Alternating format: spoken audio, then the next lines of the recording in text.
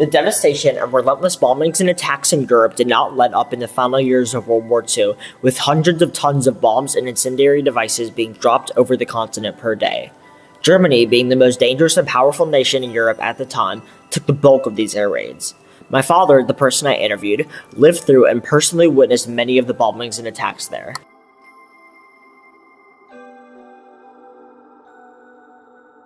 We looked up into the sky was lit up, and we were advised that was called Christmas trees because the bombers, and there were hundreds of them, would incinerate bombs into a pattern that would light up the sky for the rest of the bombers then to have a guideline as to the bombing. At the same time, we saw little black things coming down at you, which was terrifying. In one example, we were running down from one of the upper floors into the basement, and as I ran by the front door, which was a big glass door, I saw just a tremendous lightning across the street, and a direct bomb had hit the house across the street with a direct hit, and everyone in the place was incinerated.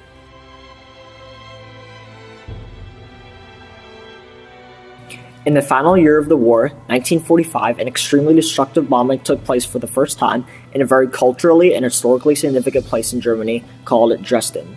These air raids, known as the bombings of Dresden, destroyed over 1,600 acres of the city and killed at least 22,500 people. 722 heavy bombers of the British Royal Air Force and 527 of the United States Army Air Force collectively dropped over 3,900 tons of high explosive bombs and incendiary devices on the city.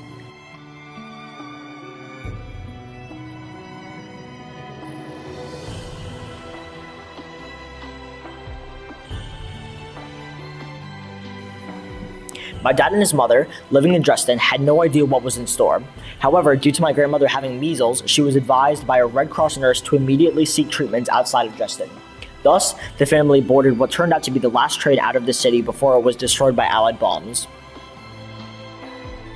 There has been a lot of question to this day as to whether the bombings of Dresden were in fact a justified bombing of military and industrial targets, or if the true target was the civilians and historical significance of Dresden, which would surely be a blow to the German morale if damaged.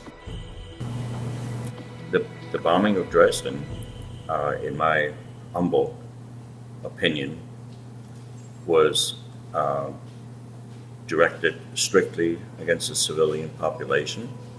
It was to subdue the spirit of the German people, and it was completely in retaliation for the bombings that the German military did against Coventry and England in trying to destroy the will and spirit of the British people.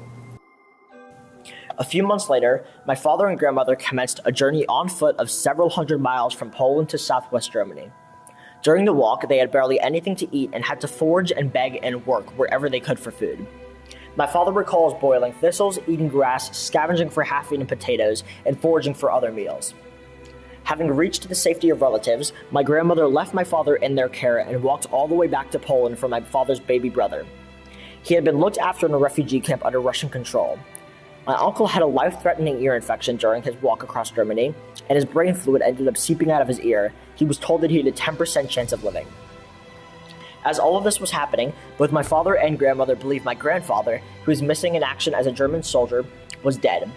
As it turns out, he was in fact imprisoned in a salt mine in France and had escaped. In communications through the Red Cross, they found each other and were reunited.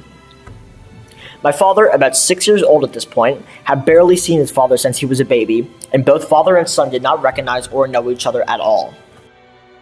I was between 6 and 7 when he came back, and he had escaped with a group of people from this French salt mine. And of course, I hadn't had a father ever since maybe a couple of brief times when he was on furlough from his military.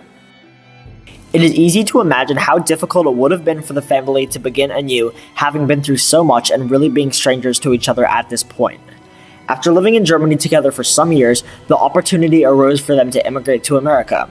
They traveled there by ship, a 2-week journey, and for the majority of that time, he, his mother, and his brother had seasickness and would vomit at the slightest smell of his father's food. Their immigration to America was sponsored by a farmer in North Carolina, and they had to go to his farm and work for him for a year.